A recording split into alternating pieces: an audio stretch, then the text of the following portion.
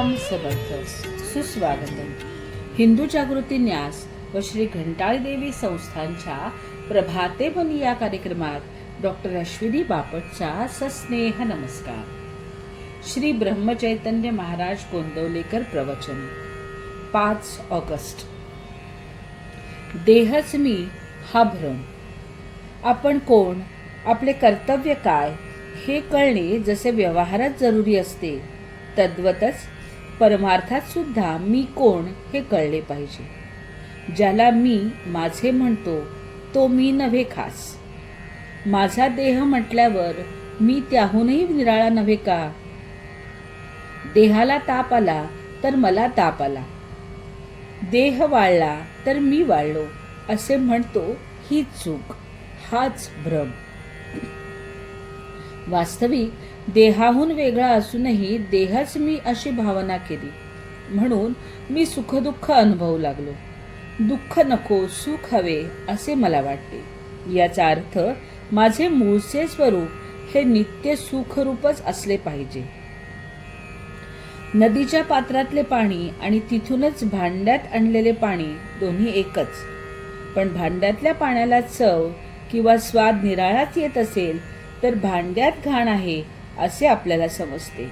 तसे सुखरूप असणाऱ्या आत्म्याचाच अंश असलेला जीव दुःखरूप झाला याचे कारण देहसंगती. एका गृहस्थाची बायको बाळंत झाली तेव्हा त्याच्या मित्राने डॉक्टरांची मदत आणि अशा इतर अनेक बाबतीत धावपळ केली, पण त्याने सोयर मुळीच पाळले नाही. त्या मित्राप्रमाणे आपण देहाबाबत वागले पाहिजे.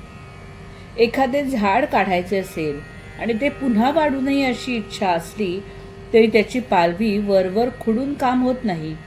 त्याच्या मुळाला पाणी घालणे बंद केले पाहिजे.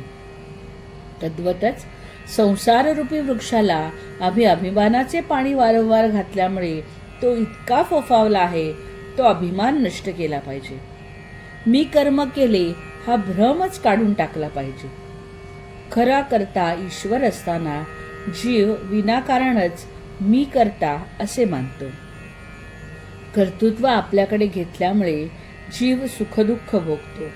तेव्हा मी करता नसून राम करता ही भावना वाढवणे हीच खरी उपासना होय.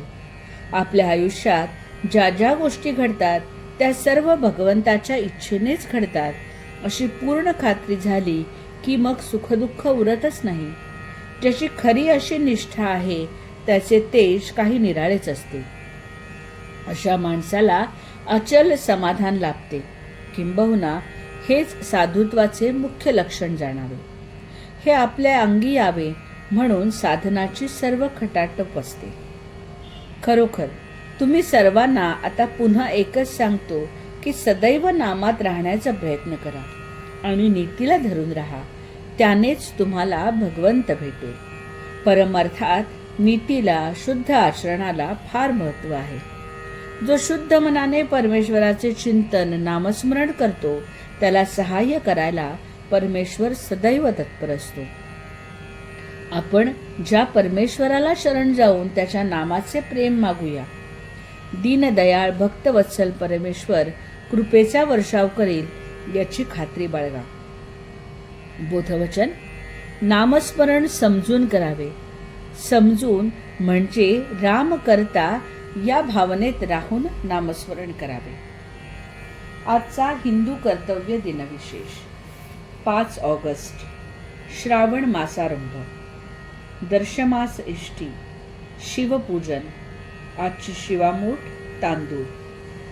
या महिन्यात विष्णू देवतेच्या उपासनेला विशेष महत्व आहे.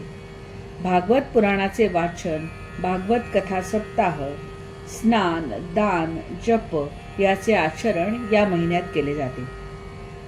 ब्राह्मणांना भोजन, दान देणे यासाठीही या महिन्यात विशेष उपक्रम केले जातात. घंटाळी मंदिरामध्ये दानासाठी आपण जरूर संपर्क साधावा. मंडळी, रामरायाचे आणि श्री घंटाळी देवीचे आशीर्वाद आपल्या कुटुंबावर अक्षय राहो. जानकी जीवन स्मरण. जय जय श्रीराम.